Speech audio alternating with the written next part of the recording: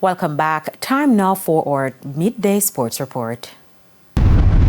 West Indies Test captain Craig Brathwaite commended the team on how they fought in the second Test match as the Caribbean men had a historic 121-run win over Pakistan in Multan to draw the series 1-1. Starting off the day at 76 for 4 and still trailing by 178 runs, the hosts of Pakistan lost their remaining 6 wickets for just 57 runs.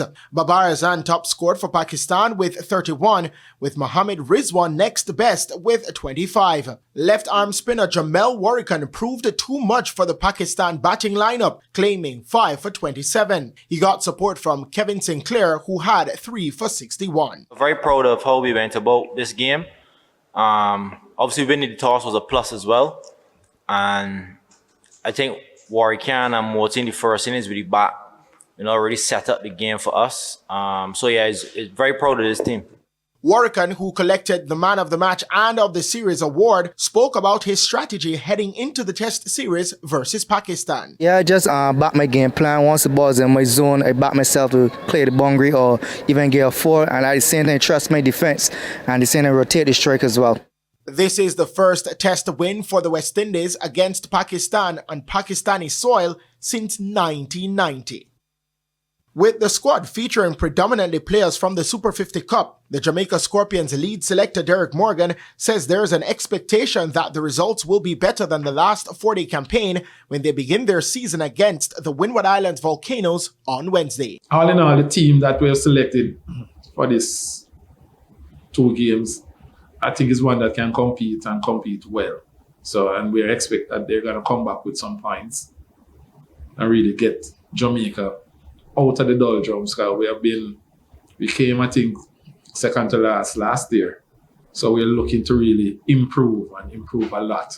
We need to be in the top half. Not going to say that we're going to win it. We'd love to win it.